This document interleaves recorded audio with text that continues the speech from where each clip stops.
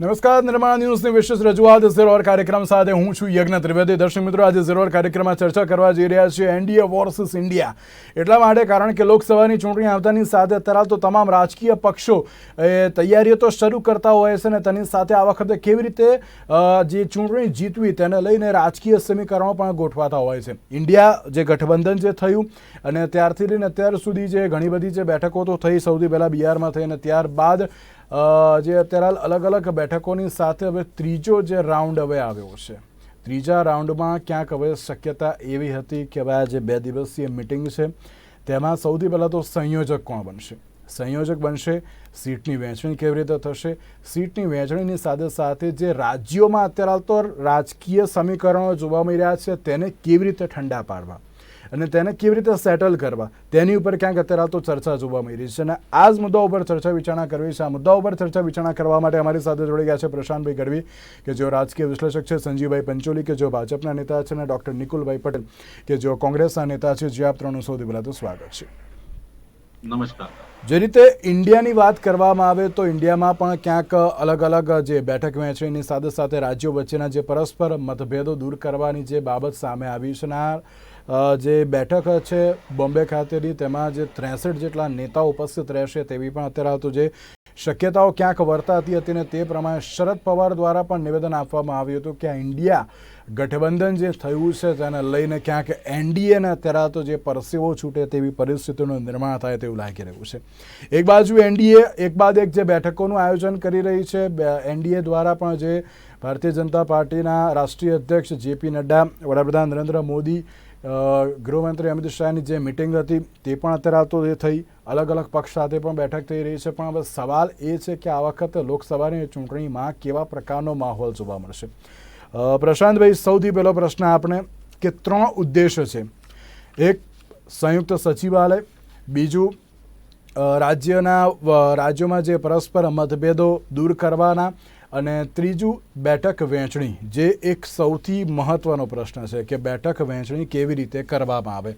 આમાં માત્ર એમ કહેવાય ને કે 2-3 નહીં, પરંતુ જે ઘણા બધા અત્યારે તો જે રાજકીય પક્ષો હવે એકત્ર તો થઈ ગયા છે. હવે સવાલ એ જ છે કે 28 પક્ષ જે ભેગા થયા છે લોકસભાની જે બેઠકો છે તેમાં હવે કેવી રીતની વહેંચણી થશે. સૌથી પહેલી આપની પ્રતિક્રિયા, 3 એજન્ડા જે આજે નક્કી કરવામાં આવ્યા હતા અને તેની ઉપર ક્યાંક ચર્ચાઓ પણ શરૂ થઈ ગઈ છે તેના લઈને. સૌથી પહેલા તો ઇન્ડિયા નામનું ગઠબંધન બનાવ્યું છે અને બધા જ પક્ષો એક થયા છે. એટલે સત્તાધારી પક્ષની સામે તમામ પક્ષો એક થઈ અને જયારે આ એકજૂટ થયા છે અને આગળ પણ વધી રહ્યું છે. શરૂઆતમાં એવું હતું કે કેવી રીતે વધશે, ભેગા થશે કે નહીં થાય, પણ સંમતિ એટલે પ્રિન્સિપલી બધા એગ્રી થઈ રહ્યા છે. માત્ર એગ્રી થાય એવું નથી. આ મિટિંગો એ દોર પર આગળ વધવા માંડી કે હવે તો ખાલી અને ખાલી સીટોનો બંટવારો બાકી રહ્યો છે. એટલે આ પણ જો આગળ વધે તો ઇન્ડિયા વર્સિસ એનડીએ એટલે કાંઠે કી ટક્કર કાયદેસર જોવા મળે, જે કદાચ 2019માં આપણને ક્યાંય જોવા નહોતી મળી. હવે આના સંયોજકની જો વાત કરીએ તો આપણે સૌને ખ્યાલ છે કે એકચ્યુઅલી ભલે આખા દેશવ્યાપી મુખ્ય 2 ધારાના પક્ષો છે, કોંગ્રેસ અને ભાજપ, પણ આનો ઉપાડ નીતિશ કુમારે કર્યો છે અને નીતિશ કુમારે આની ઉપર આગળ વધવા માટે પોતે એનડીએમાં જ હતા, મુખ્યમંત્રી જ હતા, એમની જ સરકાર હતી, બધું સાફ સુથરું જ હતું, કોઈ પ્રોબ્લેમ નહોતો. તેમ છતાં એમણે ઉપાડ કર્યો. શરૂઆતમાં પહેલી મિટિંગ એમણે ટીઆરએસના કેસી રાવ જોડે હૈદરાબાદમાં કરી હતી અને ત્યાર પછી આખું એમણે લાઈન દોરી આગળ વધારી. પણ તેમ છતાં આખા દેશમાં ફેલાયેલો પક્ષ કોંગ્રેસ છે. એટલે આમાં અત્યારે એમનામાં ઇન્ટરનલ એવી કોઈ ફાઇટ આપણને દેખાતી નથી કે ભાઈ સંયોજક કોણ, પ્રધાનમંત્રી પદના ઉમેદવાર કોણ. મને એવું લાગે છે અંદર ખાને બધું ભલે નક્કી જ છે અને એની સ્ટ્રેટેજીથી જ ચાલી રહ્યા છે. જેવી રીતે ઇન્ડિયા નામ આપ્યું અને અચાનકથી સરપ્રાઇઝ એલિમેન્ટની જેમ ઇન્ડિયા બહાર આવ્યું, એમ ઘણી બધી સરપ્રાઇઝ આ ઇન્ડિયા ગઠબંધનમાંથી બહાર આવવાની છે. એટલે સંયોજક કોઈ બી બને, કારણ કે એ લોકોનો અત્યારે મુખ્ય ઉદ્દેશ છે કે બધા એકજૂટ થાય, સૌથી પહેલા ચૂંટણી લડે અને ટક્કર આપે અને સત્તા કેવી રીતે લઈ શકાય, એ એમનો જે મુખ્ય ઉદ્દેશ છે એ દિશામાં એ લોકો પોઝિટિવલી આગળ વધી રહ્યા છે. સંયુક્ત સચિવાલય, આમ તો બધાનું કેન્દ્ર સ્થાન દિલ્હી છે, એટલે દિલ્હી અથવા તો આ વખતે મને લાગે છે, કારણ કે બિહાર અથવા યુપી એટલા માટે આપે કારણ કે નીતિશ કુમાર બધી જગ્યાએ કેન્દ્ર સ્થાને, એ સંયોજક બને કે ના બને 2 નંબરની વાત છે, પણ નીતિશ કુમાર ભલે રહ્યા બિહારના, જો એ યુપી થી ચૂંટણી લડે, ફૂલપુરથી ચૂંટણી લડવાની પૂરેપૂરી શક્યતા છે. એટલે ફૂલપુરથી એ ચૂંટણી લડે તો ત્યાંની 10-15 સીટો, કારણ કે કુર્મી સમાજનું પ્રભુત્વ છે પશ્ચિમી ઉત્તર પ્રદેશથી માંડીને આખા પ્રદેશમાં, તો ત્યાંથી ચૂંટણી લડે તો 15 સીટ ઉપર ડેન્ટ વાગે છે બીજેપીને. એટલે નીતિશ કુમારને કેન્દ્ર સ્થાને રાખવા માટે યુપી અથવા બિહાર એનું, કારણ કે યુપીની 80 સીટ, બિહારની સીટ, વેસ્ટ બેંગાલની 42 સીટ અને મહારાષ્ટ્રની 48, આ 4 મુખ્ય ભૂમિકામાં રહેવાની છે.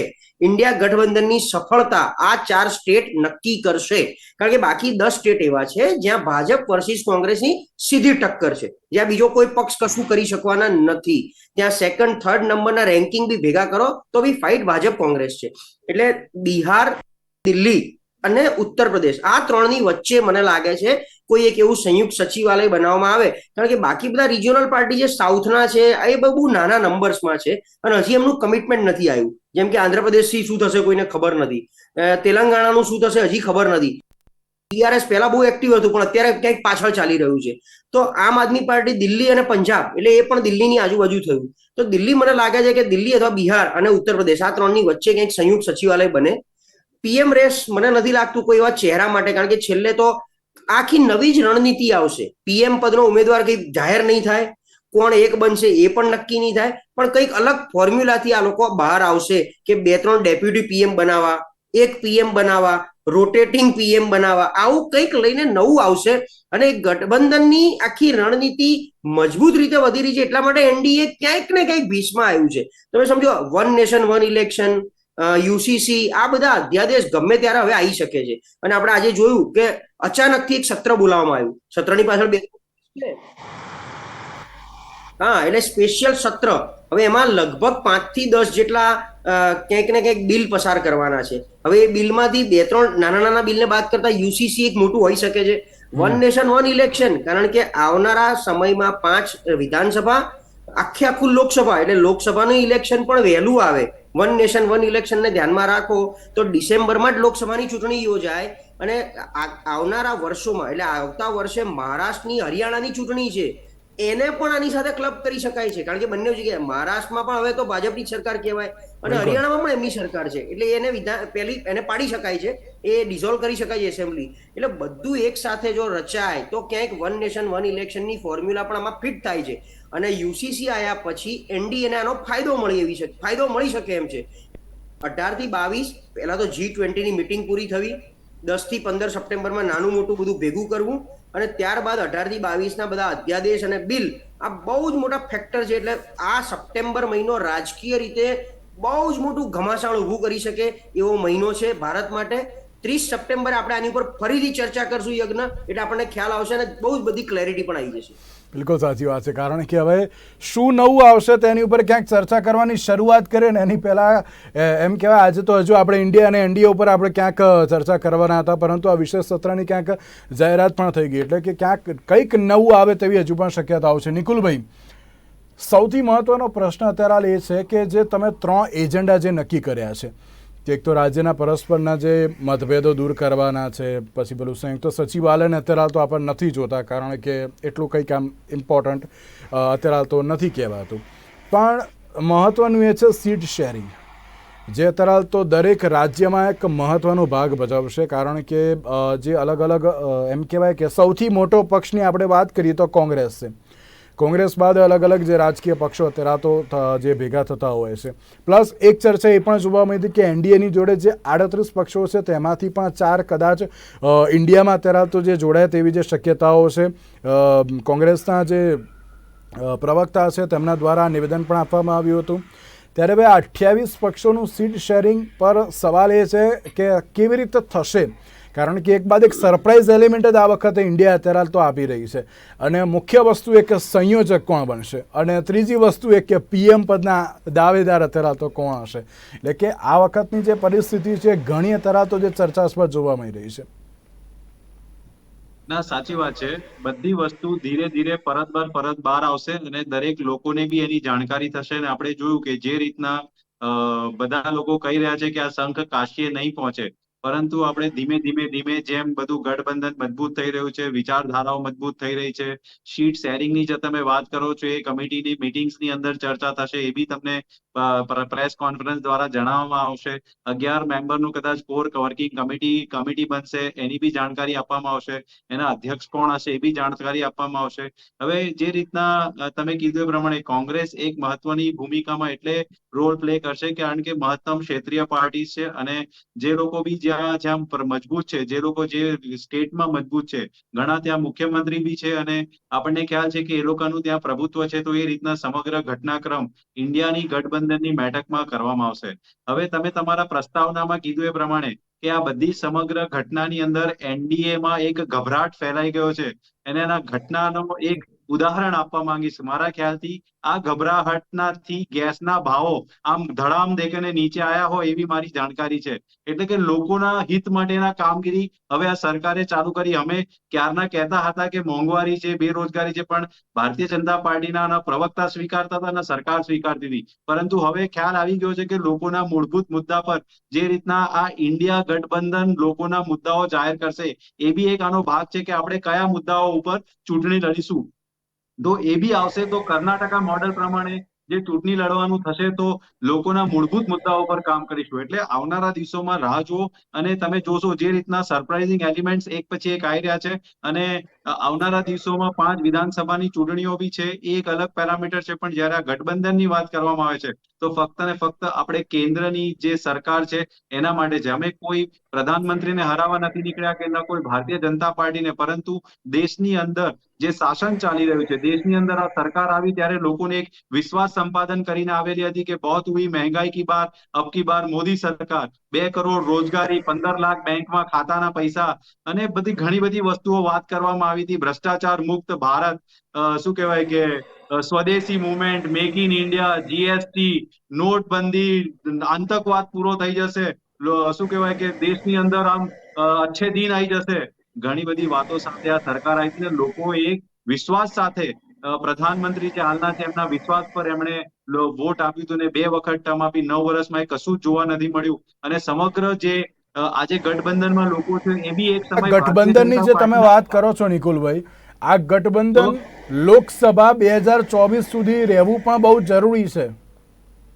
ના રહેશે. તમારી વાત તમને અત્યારે એટલે એવું લાગી રહ્યું છે કે દરેક તમે પર્સપેક્ટિવ અત્યારે તો જણાયા કે ના અમે સરપ્રાઇઝ એલિમેન્ટ આપીશું, અમે આમ કરીશું, આમ કરીશું, પણ પ્રશાંતભાઈ પણ ક્યાંક મારી વાતને એગ્રી કરશે કે અત્યારે લોકસભા સુધી આ ગઠબંધનને રાખવું બહુ જરૂરી છે. યુનિટી એ રાખવી બહુ જરૂરી છે અત્યારના સમયમાં.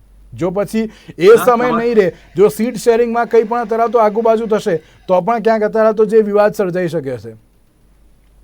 જો આમાં મેં એટલે જ કીધું કે પરત વેટ એન્ડ વોચ. આ મીટિંગ્સ એટલે જ થઈ રહી છે. સૌ પ્રથમ તો એવું જ લોકો વાત કરતા હતા કે આ શંખ કાશીએ નહીં પહોંચે, પરંતુ જેમ ઘટનાક્રમ ઘટી રહ્યા છે, જેમ દિવસો વીતી રહ્યા છે, જેમ ચૂંટણીઓ નજીક આવી રહી છે, સમગ્ર મીટિંગ્સની અંદર દરેક મુદ્દા પર વિશેષ ચર્ચાઓ થઈ રહી છે અને આવનારા દિવસોમાં બધી જ વસ્તુ પરત ક્લિયર થશે અને તમે જોશો કે આ જે સંગઠન છે, જે આ જે ઇન્ડિયાની વાત કરવામાં આવે છે, ઇન્ડિયાના લોકો માટે કામ કરશે અને ઇન્ડિયાના લોકો માટે સરકાર બનાવશે. એટલું જ કહીશ છેલ્લે કે રાહ જુઓ. હું એટલું જ કહીશ. Wet and watch. સંજીવભાઈ, ક્યાંક એનડીએ અત્યારે તો ગભરાઈ ગયું હોય તેવી બાબતો સામે આવી રહી છે કે ઇન્ડિયામાં જે પ્રમાણે અત્યારે તો મેમ્બર્સ વધી રહ્યા છે, એટલે કે રાજકીય પક્ષો ક્યાંક એન્ટર થઈ રહ્યા છે. કોંગ્રેસના પ્રવક્તામાં સ્ટેટમેન્ટ આપ્યું હતું કે હજુ પણ ક્યાંક 4 જે પક્ષ જે એનડીએ સાથે સંકળાયેલા છે તે પણ ક્યાંક અત્યારે તો ઇન્ડિયામાં સમાવી શકે તેવી શક્યતાઓ છે. એનડીએની રણનીતિ તો અત્યારે તો જે અલગ અલગ જોવા મળતી હોય છે, પણ તેની સાથે ક્યાંક સામે અત્યારે તો જે એમ કહેવાય ને કે ફાઇટ પણ એક મજબૂત આપી રહ્યું છે આ વખતે ઇન્ડિયા. કેવી રીતની રણનીતિ એનડીએની છે અને ક્યાંક આ મોંઘવારી ઘટાડવી એ બધું એટલા માટે જ અત્યારે તો થઈ રહ્યું છે કે શું ગેસના બાટલાના ભાવ ઘટાડવા? યજ્ઞભાઈ, જે રીતે N.D.I.A નું ગઠબંધન છે, એટલે એમણે હિન્દુસ્તાનના તો ભારત તેરે ટુકડે ટુકડે હોંગે એ નામનું એક સ્લોગન એ પૈકીના ગઠબંધનની જે પાર્ટીઓ છે એમણે તો આપ્યું જ હતું, પરંતુ અહીંયા ઇન્ડિયામાં ડોટ મૂકીને એના પણ ટુકડા કર્યા છે. એટલે આ એક લોભામણી, લલચામણી અને પોતાનું અસ્તિત્વ અને સ્વાયત્તતા જાળવી રાખવા માટેનું રાજકારણ છે એવું ચોક્કસ કહી શકાય. કારણ કે એક લોલીપોપ થકી તૃષ્ટિકરણની રાજનીતિ જે રીતે આમ આદમી પાર્ટીએ લોલીપોપની રાજનીતિ કરી છે અને કોંગ્રેસે તૃષ્ટિકરણની રાજનીતિ કરી છે. હવે આવનારા દિવસોમાં ગઠબંધનથી તમને લોલીપોપ અને તૃષ્ટિકરણની રાજનીતિ જોવા મળશે, કારણ કે આ એક અસ્તિત્વ ટકાવી રાખવા માટેનું એક ગઠબંધન છે. ભૂતકાળમાં કોંગ્રેસ અને અખિલેશ યાદવનું ઉત્તર પ્રદેશમાં ગઠબંધન થયું હતું ત્યારે સાયકલ પર બંને નીચે પડ્યા હતા. ત્યારે અખિલેશ યાદવે સ્વીકાર્યું હતું કે ભાઈ કોંગ્રેસ સાથે ગઠબંધન કરીને અમે અમારી જિંદગીની સૌથી મોટી ભૂલ કરી છે. અને ફરી એકવાર તમે સમજો કે આમ આદમી પાર્ટી છે તો દિલ્હી કોંગ્રેસ પાસે જે બે મુખ્ય રાજ્યો હતા દિલ્હી અને પંજાબ, એ બંને એની પાસેથી ઝૂંટવી લઈ અને ત્યાં કોંગ્રેસમાંથી આપનું જ્યારે રાજ્ય થયું છે તો ત્યાં એની શું પરિસ્થિતિ થશે. એટલે જેમ જેમ આ લોકોનો વિષય જ્યારે હવે સીટોની વહેંચણીનો થશે એ લોકોની પરિસ્થિતિ તો જે થવી હશે એ થશે, પણ એનડીએ અત્યારે તો શું કરી રહ્યું છે? મારો સવાલ એ છે. એનડીએ ની હંમેશા વિકાસની રાજનીતિ છે. એનડીએ જે માર્ગે ચાલી રહ્યું છે, આક્ષેપ એમ કરી રહ્યા છે કે જે પ્રમાણે અમારા ગઠબંધનની મિટિંગો થઈ રહી છે, અત્યારે જે અલગ અલગ રાજકીય પક્ષો એકત્ર થઈ રહ્યા છે એટલા માટે ગેસના બાટલાના ભાવ ઘટાડ્યા, એટલા માટે અત્યારે તો જે પ્રજાના જે પ્રશ્નો હતા તેને અત્યારે તો જે સોલ્વ કરવાના શરૂ કર્યા. એ તો હવે પેટ્રોલના ભાવ ઘટશે તો પણ કોંગ્રેસના પ્રવક્તાઓ આવું કહેશે, એટલે એમાં કઈ બહુ માથે લેવા જેવું નથી. પરંતુ ક્રૂડ અને સિસ્ટમના જે રીતે ભાવ ઘટે કે વધે તો એ સિસ્ટમ બજારને અનુલક્ષીને સપ્લાય ને ડિમાન્ડના રોલમાં હંમેશા ભાવ ઘટવાના જોઈએ. અને ભારતીય જનતા પાર્ટીની સરકારે કોંગ્રેસ જે બાબતે માછલા ધોતી હોય છે કે ભાઈ મેક ઇન ઇન્ડિયામાં શું કામ થયું, તો કોંગ્રેસના મિત્રોને ડંકેની ચોટ ઉપર કહું છું કે તમારા સમયમાં જે હેલિકોપ્ટર નહોતા બનતા, ફાઇટર પ્લેન નહોતા બનતા, મોટા જહાજો નહોતા બનતા, 43 દેશમાં શસ્ત્ર સરંજામ મેક ઇન ઇન્ડિયાના નારા થકી જે ભારતીય જનતા પાર્ટીએ જે એક્સપોર્ટ કર્યો છે એ તમારા માટે એક દિવા સ્વપ્ન જેવું હતું. ડિજિટલ ઇન્ડિયામાં તમારા જ મણિશંકર અય્યર અને તમારા જ રાહુલ ગાંધી એવું કહેતા હતા કે આ જનધન ખાતા ખોલી અને તમે ડિજિટલ ઇન્ડિયા નામની એક જે બૂમ મારો છો એ કેવી રીતે થશે. આજે નાનો શાકભાજી વાળો ફેરીઓ પણ ડિજિટલ ઇન્ડિયાથી પૈસા સ્વીકારે છે. એટલે એમના માટે અશક્ય લાગતી વસ્તુઓ ભારતીય જનતા પાર્ટી આ દેશમાં શક્ય કરી છે. અને વિદેશો સાથે સરખામણી જ્યારે ભારતીય જનતા પાર્ટી એમના સમયમાં 11, 12માં 13મા ક્રમાંકે રહેતું હતું, એક અર્થશાસ્ત્રી પ્રધાનમંત્રી હતા, તો હવે ભારત 5મી દેશની મોટી અર્થતંત્ર વિશ્વની બની છે, તો આવનારા દિવસોમાં વધુ આગળ જશે. અને જે રીતના ચંદ્રયાન 3માં સફળતા મળી છે એ જોઈને સરકારનો સપોર્ટ આ દેશની દરેક ક્ષેત્ર 360 ડિગ્રી સરકારી જે કાર્યક્રમો થાય છે એમાં સરકારનો જે સપોર્ટ છે એ સ્પષ્ટપણે દેખાઈ આવે છે. એ ભારતની જનતા ખૂબ સાણી છે, સમજુ છે, કારણ કે હવે એક ડિજિટલ ઇન્ડિયા થયું છે. અસંખ્ય ચેનલો થકી ગામડાના છેવાડાના વ્યક્તિ સુધી તમારા જેવા મિત્રોના પ્રયાસો થકી આજે પરફોર્મન્સ ઓફ પોલિટિક્સનો જમાનો છે અને performance of politics Bharatiya Janata પાર્ટીએ પુરવાર કર્યું છે. અને એટલા માટે માત્ર ને માત્ર વિકાસની રાજનીતિ, છેવાડાના વ્યક્તિને કેવી રીતે સુખરૂપ થવાય. આજે ટોટલ મારો કે ભાઈ 2014માં રાહુલ ગાંધીએ જે રોડ શો કર્યો ને હમણાં લડાખમાં, તો હમણાં જે રોડ શો કર્યો 2014માં કેમ ના કર્યો? કારણ કે ત્યારે એમની મોટરસાયકલ ત્યાં ચાલી શકે એમ નહોતી. આજે છેક પેંગોંગ લેક સુધી તમે સડસડાટ તમારી મોટરસાયકલ ચલાવી શકો છો. એ માત્ર ઇન્ડિયાના દરેક લોકોને, રાહુલ ગાંધીએ પણ અનુભવ્યું. ઓકે સંજીવભાઈ, રાજનીતિથી ભારતીય જનતા પાર્ટી કાર્ય કરે છે, દેશના દરેક લોકોને આ વસ્તુની જાણ છે. સંજીવભાઈ, અને બીજી એક વસ્તુ કે ચંદ્રયાન 3ને તો ક્યાંક અત્યારે તો ના, કેમ કે જે સાયન્ટિસ્ટની મહેનત છે એ સાયન્ટિસ્ટો દ્વારા જે પણ અત્યારે જે પણ કોઈ મહેનત કરવામાં આવી છે ચોક્કસ એ બિરદાવવા લાયક એમના માટે છે. અત્યારે હાલ તો આપણે તમામ લોકો એમને જ સૌથી પહેલાં તો બિરદાવે. પણ સંજીવભાઈ, હજુ એક બાબત એક ખરી કે એનડીએને કોઈ ટેન્શન નથી ઇન્ડિયાથી, એ વાત તમે ક્લિયર કરી રહ્યા છો? એટલે નહીં, જો રાજકારણ છે, everything is fair in love and war and in politics. રાજકારણમાં ભારતીય જનતા પાર્ટી ક્યારેય કોઈ પણ પ્રતિસ્પર્ધીને ઓછો નથી આંકતું. અમે એવું કઈ કોલર ઊંચા કરીને નથી ફરતા, અમે એનાથી વધારે ચોકન્ના છીએ. અરે એટલા માટે જ ભારતીય જનતા પાર્ટી જે પરફોર્મન્સ ઓફ પોલિટિક્સ આપે છે ને, અને એ લોકોને પૂછો કે એમના જો કાર્યકરો ભેગા કરવા હોય ને દરેક શહેરમાં, વડોદરામાં કેટલા થઈ શકે, અમદાવાદમાં કેટલા થઈ શકે, કે ગાંધીનગરમાં કેટલા થઈ શકે, એના કરતા 30 ગણા કાર્યકરો ભારતીય જનતા પાર્ટી ભેગા કરવાની આજે પણ તાકાત છે. એટલે એ પરફોર્મન્સ ઓફ પોલિટિક્સ નો અત્યારે તો પ્રેમ છે. ઓકે, પરફોર્મન્સ અત્યારે હાલ તો મેઇન છે ભારતીય જનતા પાર્ટી ને એનડીએ માટે. નિકુલભાઈ, તમે અત્યારે હાલ તો ગમે તેટલી અત્યારે મહેનત કરો, ક્યાંક ગમે તેટલા રાજકીય પક્ષો એકત્ર કરો, પણ સંજીવભાઈનું કહેવું એવું છે કે અમે અત્યારે હાલ તો જે એમ કહેવાય કે ના, અમે ડરતા નથી, પણ અમે દરેક વસ્તુ જજ કરીએ છીએ કે ના અત્યારે હાલ તો વિપક્ષ કેવી રીતે કાર્ય કરી રહ્યું છે ને બધું પણ, અને સાથે અમે પરફોર્મન્સ ઉપર અત્યારે હાલ તો સૌથી વધુ ફોકસ કરી રહ્યા છીએ. આ સમગ્ર વાતનો એક જ જવાબ આપીશ. જેવી રીતના મારા મિત્રએ કીધું કે અમે ઇન્ટરનેશનલ માર્કેટ જોડે આ બધા ભાવો વધારે ઘટાડીએ છીએ. 2023 ની વાત કરીશ, આપણે હવે 8 મહિના પૂરા થયા છે. આ વર્ષમાં ડોલર ક્રૂડ જે છે $80 શરૂઆત થઈ હતી, હાઈએસ્ટ 84 ગયો હતો ને લોવેસ્ટ 66 ગયો હતો. આટલો વેરિએશન, એટલે કે સમજી લો કે $20 વેરિએશન હતો, પણ પેટ્રોલના ભાવોમાં ઘટાડો 8 મહિનામાં નતો થયો. પરંતુ આ ઇન્ડિયા ગઠબંધન જે રીતના ત્રીજી મીટિંગ કરી રહી છે, જે રીતના મજબૂતાઈથી લોકોની વચ્ચે જઈ રહી છે, લોકોને ખ્યાલ આવી રહ્યો છે, આ સમગ્ર ઘટના આજે ગેસનો ભાવનો બોટલ જે ઘટ્યો છે ને, અને આવનારા દિવસોમાં પેટ્રોલના ભાવ બી ઘટશે, તો આ competitive market, healthy competition, healthy politics અને મજબૂત વિપક્ષ, અને એ જ વિપક્ષ મજબૂતાઈથી લોકોના મુદ્દા ઉઠાવીને સરકાર બી બનાવશે લોકોની. ભાઈ, ક્યાંક બાબત એ જોવા મળી, ઇલેક્શન આવ્યું ને એટલા માટે અત્યારે તો જે ભાવ ઘટાડ્યા. જો યજ્ઞભાઈ, કોંગ્રેસની સરકારને અથવા તો આમ આદમી પાર્ટીને પેટ્રોલના ભાવ બાબતે બોલવાનો અધિકાર નથી. કારણ કે તમે તુલના કરશો કે જ્યાં કોંગ્રેસ શાસિત પ્રદેશો છે અથવા તો આમ આદમી પાર્ટી શાસિત પ્રદેશો છે, ત્યાં આજે જ્યાં ભારતીય જનતા પાર્ટીનું રાજ છે એના કરતા પેટ્રોલ અને ડીઝલનો ભાવ વધારે છે. કેમ કે રાજ્ય સરકારનો ટેક્સ વધારે છે. એટલે જો આ લોકોને બહુ ચિંતા હોય ને, તો જેવી રીતે ભારતીય જનતા પાર્ટીએ ટેક્સનું સ્ટ્રક્ચર પેટ્રોલ અને ડીઝલમાં ઓછું કર્યું છે, એવું અન્ય રાજ્યોમાં કરે. આજે પણ રાજસ્થાન અને ગુજરાતની બોર્ડર પર પાટિયા લાગેલા છે કે ભાઈ પેટ્રોલ અહીંયા ગુજરાતમાં ભરાવો, આગળ મોંઘું છે, ડીઝલ અહીંયા ભરાવો, આગળ મોંઘું છે.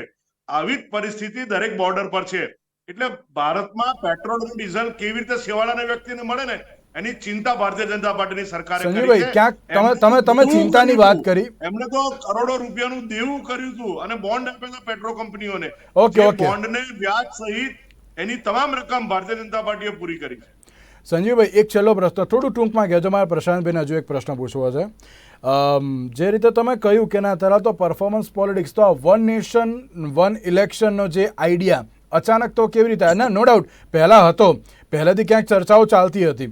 પ્રશાંતભાઈ પણ ક્યાંક એગ્રી કરશે કે ના આ ચર્ચાઓ ક્યાંની ચાલી રહી છે વન નેશન વન ઇલેક્શનની, પણ અત્યારે આ વિશેષ સત્ર બોલાવવાનું આમ તાત્કાલિક જરૂરિયાત તો શેના માટે પડે? ક્યાંક આની ઉપર અત્યારે તો ચર્ચાઓ કેમ જોવા મળી? જો યજ્ઞભાઈ, આ વિષય ખૂબ જૂનો છે. માનનીય પ્રધાનમંત્રી 2014 પછી જ્યારથી સુપેરે એક વડાપ્રધાન તરીકે આમણે આ દેશની સાચવ્યો છે, આ દેશની જનતાને સાચવ્યો છે, એ દેશના અધિકારીઓને પણ સાચવે છે. એટલે એમને સમયની કિંમત ખબર છે. જો આપણે સમય વર્ષમાં જો 4-5 ઇલેક્શન, 3-4 ઇલેક્શન આવતા હોય તો અધિકારીઓનો સમય, લોકોનો સમય અને ખર્ચો એ વેડફાય છે. તો એ માનનીય મોદીજી 2015 થી આ વાત કરી રહ્યા છે, કોઈ નવી વાત નથી. ચાલો, 2015 અત્યારે તો આ બાબત, એટલે મેં પહેલાં જ કહ્યું, મેં નવી વાત નથી, જૂની જ વાત છે. પણ પ્રશાંતભાઈ, આ જ પ્રશ્ન આપને, વન નેશન વન ઇલેક્શન અને વિશેષ સત્ર, આ બે વસ્તુ અત્યારે તો જે ભેગી કરીએ તો ક્યાંક અત્યારે તો એમ કહેવાય ને કે રાજકીય સમીકરણો પણ તેનાથી ઘણા બધા બની રહ્યા છે. આ દેશમાં કંઈ પણ વસ્તુ થાય એટલે રાજકીય સમીકરણના આધારે જ થતું હોય છે. અને કોઈ પણ પાર્ટી જેવી એટલે સરકાર કે વિપક્ષ કંઈ બી કામ કરે એ રાજકારણ માટે કરે છે. વન નેશન વન ઇલેક્શન ભલે મુદ્દો બહુ જૂનો છે, એની ફોર્મ્યુલા તૈયાર કરવી, કારણ કે એટલે એના માટે ગવર્મેન્ટ મશીનરી લગાવી, આ કરવું તે કરવું, એક જ દિવસે બધું થઈ જવું, એ વસ્તુ બહુ સારી છે. પણ અચાનકથી જે જાગ્યું, કારણ કે આમ જોવા જાવ તો 2019માં જે દિવસે સત્તા સંભાળી એના 15મા દિવસે જ મેં આની ઉપર ડિબેટ કરી છે, મને ચોક્કસ ખ્યાલ છે. અને આની ઉપર અમે પોતે પણ એવું મૂક્યું છે મંતવ્ય કે સારી વસ્તુ છે, કારણ કે આખા દેશમાં એક જ દિવસે બધું થાય. પણ અચાનકથી એટલા માટે એના 2-3 લોજિકલ રીઝન છે કે અત્યારે 5 રાજ્યોની ચૂંટણી જે આવી રહી છે, ભાજપ કોના ચહેરા ઉપર લડવાની? નરેન્દ્ર મોદીના. ભલે ત્યાંનો સ્થાનિક ચહેરો જે બી હોય, પણ નરેન્દ્ર મોદીના ચહેરા ઉપર જો આ ચૂંટણી લડાય અને 5 રાજ્યોમાં જોઈએ એવી સફળતા ન મળે તો લોકસભામાં થોડી વિપરીત અસર એની આવે એવી છે. આમ તો આ બધા રાજ્યો એવા છે જે કોઈ અસર કરતું નથી, પણ તેમ છતાં વિપરીત અસર ક્યાંક ભાજપને આવે એવી છે. તો જો વહેલું ઇલેક્શન લાવવામાં આવે અને 5 રાજ્યોની સાથે થાય અને આ વત્તા જે કંઈ બધું ચાલી રહ્યું છે, કારણ કે ઇન્ડિયા ગઠબંધન હજી મેચ્યોર થઈ ગ્રાઉન્ડ ઉપર ઉતરી અને કેમ્પેનિંગ કરવામાં થોડો ટાઈમ લાગશે. એ ટાઈમ એમને ન મળે અને એ ટાઈમ ખાઈ જવો, આ ઇલેક્શનને ધ્યાનમાં રાખીને, તો સીધો ફાયદો ભાજપને મળે. અને એટલા માટે અને બીજું ધીરે ધીરે હવે તમે જો આ વન નેશન વન ઇલેક્શન જો સફળ થયું તો આગામી 5 વર્ષમાં પ્રેસિડેન્શિયલ ઇલેક્શન જ આવી જશે. ખાલી પ્રેસિડેન્ટ, આમ તો બીજા બધા દેશોમાં પ્રેસિડેન્ટશીપ જ ચાલે છે. આ આપણું એક આખી બંધારણીય પ્રક્રિયાના આખી પેલી એ છે. એટલે ધીરે ધીરે આ પ્રેસિડેન્શિયલ તરફ જઈ રહ્યું છે. જો આ સક્સેસ ગયું તો એ દિશામાં પણ આગળ વધે એમ છે. પ્રશાંતભાઈ, એક છેલ્લો પ્રશ્ન થોડું ટૂંકમાં મને કહેજો. એક બાજુ ઇન્ડિયાનું ગઠબંધન, બીજી બાજુ રાહુલ ગાંધીની ભારત જોડો યાત્રા. શું આ વખતે જે આ ઇન્ડિયા ગઠબંધન જે છે એ ક્યાંક ટફ ફાઇટ આપી શકે છે એનડીએને? મેં કીધું એમ, જો અત્યારે ટક્કર એટલા માટે કે બધા એક થઈ ગયા છે અને છેલ્લે આ લોકો તો સમાધાન કરી રહ્યા છે કે સમાધાન કરીને પણ ગમે તેમ જો આમાં સૌથી મોટું સમાધાન કોંગ્રેસે કરવાનું છે. કારણ કે 10 રાજ્યો એવા છે જ્યાં ભાજપ અને કોંગ્રેસની સીધી ટક્કર છે. તેમ છતાં કોઈ પાર્ટી, જેમ કે ગુજરાતમાં આમ આદમી પાર્ટી સીટ માંગે તો ક્યાંથી આપવી, કેવી રીતે આપવી? એટલે સીટોના બટવારામાં નાનું મોટું મંદુક જો થાય અને સ્વીકારવામાં પણ આવે એટલે સમાધાન સૌથી પહેલા કોંગ્રેસ કરશે. બીજું, સ્થાનિક પાર્ટીઓ બધી એક થઈ જાય અને બધી રીતે લડે તો આગામી સમયમાં એમની વિધાનસભામાં એ અંદર જેમ કે સપા બસપા શું કરશે, જેડીયુ આરજેડી શું કરશે, એ નાના મોટા પ્રશ્નો. પણ અત્યારે આ વખતે જે રીતે એકજૂટ થયા છે એ પકડી રાખશે, મને એવું દેખાઈ રહ્યું છે. એમની જે જનૂન હોવું જોઈએ, જે જનૂન 1977માં પહેલા દેખાયું હતું એ પછી ક્યારેય નહોતું દેખાયું, એ આજે પહેલી વાર દેખાઈ રહ્યું છે. બિલકુલ. તો એક બાજુ એનડીએ વર્સિસ ઇન્ડિયા તો અત્યારે તો જોવા મળી રહ્યું છે. આગામી સમયમાં કેવા રાજકીય સમીકરણો બદલાશે તે તો આવનારો સમય જ બતાવશે. તેની સાથે સંજીવભાઈ, નિકુલભાઈ અને પ્રશાંતભાઈ, આપ ત્રણ આભાર અમારી સાથે ચર્ચા વિચારણામાં જોડાવા માટે. તો દર્શક મિત્રો, આજના 0 આપશું. નમસ્કાર.